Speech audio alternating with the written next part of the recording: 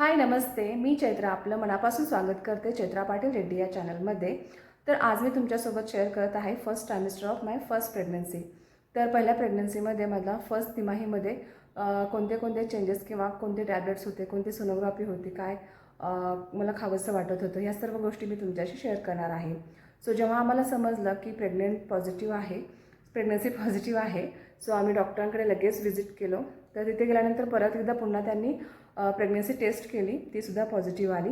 आणि मग त्यानंतर डॉक्टरांनी फोलिक ॲसिड वगैरे स्टार्ट केले. आणि आणखीन एक म्हणजे मला त्यांनी इंजेक्शनसुद्धा दिलं होतं प्रोजेस्ट्रॉनचं, जे की प्रोजेस्ट्रॉन हार्मोन खूप महत्त्वपूर्ण आहे प्रेग्नन्सीमध्ये, जे की आपल्या प्रेग्नन्सीला प्रोटेक्ट करते. सो ते इंजेक्शन मला त्यांनी स्टार्ट केलं वीकली 3 महिन्यापर्यंत, म्हणजेच 12 हप्त्यापर्यंत. नेक्स्ट 6 वीकसाठी त्यांनी हे इंजेक्शन मला द्यायचं ठरवलं होतं. तर प्रत्येक वीकला मी ते इंजेक्शन घेत होते. काही जण गोळ्या देतात, तर काही जण इंजेक्शन करतात. सो हे डॉक्टरांवरती डिपेंड करतं. तर त्यानंतर मग मला ना जे क्रेविंग्स होते, ते क्रेविंग्स म्हणजे ॲक्च्युली फक्त खारट आंबट अशा गोष्टी मला खायला आवडत होत्या.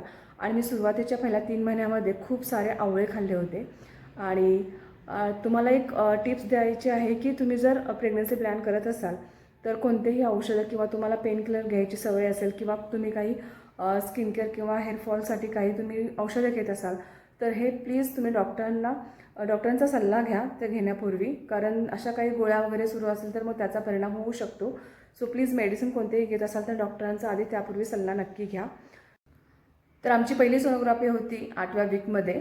तर त्यालाच ना अर्ली प्रेग्नन्सी स्कॅन असंही म्हणतात. त्यामध्ये आपल्याला बाळाचे हार्टबीट कळतात, कारण 6 वीकनंतर बाळाचे हार्टबीट क्रिएट व्हायला सुरुवात होते. सो बाळाचे हार्टबीट दिसतात आणि बेबी किती आहे, सिंगल आहे की ट्विन्स आहे, हे सुद्धा आपल्याला त्यामध्ये समजतं. आणि जी पोझिशन आहे तीसुद्धा चेक केली जाते गर्भाशयाची, कारण जर युट्रसमध्ये असेल तर ते नॉर्मल आहे. पण जर दुसरी स्कॅन होती माझी अँटी स्कॅन, जी होते 12 ते 13 हप्त्यामध्ये होते ही स्कॅन.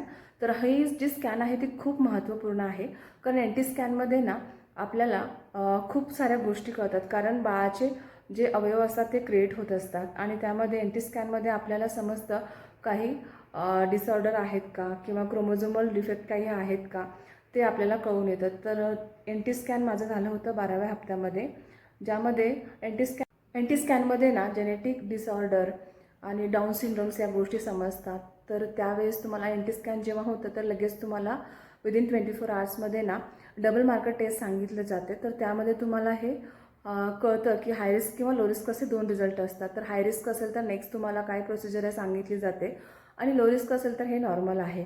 तर या गोष्टीसुद्धा चेक करणं खूप गरजेचं आहे. त्यामुळे पहिल्या तिमाहीमध्ये अँटी स्कॅन हे खूप गरजेचं आहे. ॲक्च्युली कोणतेही सिम्पटम्स म्हणजे जसं की उलट्या, मळमळ, मॉर्निंग सिकनेस अजिबातच नव्हता. एकदाही पूर्ण होल प्रेग्नन्सीमध्ये उलटी, मळमळ अशी कोणतीच गोष्ट घडली नाही किंवा डोकेदुखीसुद्धा अजिबातच नव्हती. जे काही फक्त नॉर्मल होतं सर्व काही. त्यामुळे मलाही लवकर 1.5 महिन्यापर्यंत समजलं नव्हतं की प्रेग्नन्सी आहे. पण त्यानंतर जेव्हा पॉझिटिव्ह आले आणि मग डॉक्टरांकडे जाऊन कन्फर्म केलं, आणि तेव्हा समजलं की खूप कमी लोकं असतात, जसं की एक 20 ते 30% लोकं असतात त्यांना काहीच लक्षणं दिसत नाहीत प्रेग्नन्सीचे. तर बाकीचे 70-80% लोकांना, मॅक्झिमम लोकांना उलटी मळमळचा त्रास असतो पहिल्या तिमाहीमध्ये. पण असं काहीच घडलं नाही माझ्या बाबतीत. तर असंही तुमच्या बाबतीत होऊ शकतं. सो जेव्हा कधी तुमची पिरियड मिस होईल तर नक्की चेक करा आणि लगेच डॉक्टरांकडे व्हिजिट करा, कारण पहिलं स्कॅनसुद्धा खूप महत्त्वाचं असतं. सो अशा गोष्टी माझ्या पहिल्या तिमाहीमध्ये होत्या. सो सिम्पटम्स असे काही नव्हते त्रास होण्यासारखे. सो मला पहिल्या तिमाहीमध्ये झोप खूप यायची, कारण माहीत नाही, मग फर्स्ट प्रेग्नन्सीमध्ये सगळ्यांनाच असं होतं, कारण शरीरामध्ये थकवा जाणवतो आणि ऑटोमॅटिकली झोप यायला सुरुवात होते. सो झोप मला कम्प्लिटली म्हणजे पूर्ण 3 महिने खूप भयंकर झोप येत होती. सो अशी ही लक्षणं होती माझी फर्स्ट ट्रायमेस्टरमध्ये. आणि खाण्याच्या बाबतीत तरी मी मॅक्झिमम जे घरचं जेवण आहे तेच मी केलेलं आहे. बाहेरचे कोणतेही जंक फूड किंवा कॉफीसुद्धा मी पूर्णपणे सोडलेलं होतं. चहा मी कधीतरी घ्यायचे, पण क्वचितच. पण पहिले 3 महिने मी बिलकुलच घेतले नव्हते. नंतर मी थोडंसं घ्यायचे कधीतरी, महिन्यातून 1दा-2दा. पण चहा अजिबातच मी घेत नव्हते. आणि याच्या व्यतिरिक्त म्हणजे सॉफ्ट ड्रिंक्स अजिबात घेऊ नका. जर तुम्ही प्लॅन जरी करत असाल तर अशा गोष्टी नक्कीच टाळा. आणि मॅक्झिमम होईल तेवढं आहारावरती भर द्या. जेवढं पॉसिबल आहे तेवढं प्रोटीनयुक्त जेवण करा. तर अशी होती माझी फर्स्ट ट्रायमेस्टर. तर पहिल्या प्रेग्नन्सीमध्ये मला कोणतेच प्रॉब्लेम्स नाही आले.